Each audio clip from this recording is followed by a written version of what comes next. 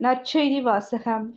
நேர்மையாளர்களை அல்ல, பாவிகளையே மனமாற அழைக்க வந்தேன். லூக்கா எழுதிய தூய நற்செய்தியிலிருந்து வாசகம். அதிகாரம் 5, வசனங்கள் 27 முதல் 32. அக்காலத்தில் இயேசு சுங்கச்சாவடியில் அமர்ந்திருந்த லேவி என்னும் பெயருடைய வரி தண்டுபவர் ஒருவரை கண்டார். அவரிடம், என்னை பின்பற்றி வா என்றார்.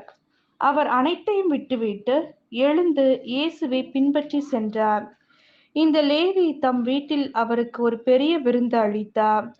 வரி தண்டுபவர்களும் மற்றவர்களும் பெருந்திரளாய் அவர்களோடு பந்தியில் அமர்ந்தார்கள். பரிசேயர்களும் அவர்களை சேர்ந்த மறைநூல் அறிஞர்களும் முணுமுணுத்து இயேசுவின் சீடரிடம், வரி தண்டுபவர்களோடும் பாவிகளோடும் சேர்ந்து நீங்கள் உண்பதும் குடிப்பதும் ஏன் என்று கேட்டனர். இயேசு அவர்களுக்கு மறுமொழியாக, நோய் அற்றவருக்கு அல்ல, நோயுற்றவருக்கே மருத்துவர் தேவை. நேர்மையாளர்களை அல்ல, பாவிகளையே மனம் மாற அழைக்க வந்தேன் என்றார். இது கிறிஸ்துவின் நற்செய்தி. கிறிஸ்துவே உமக்கு புகழ்.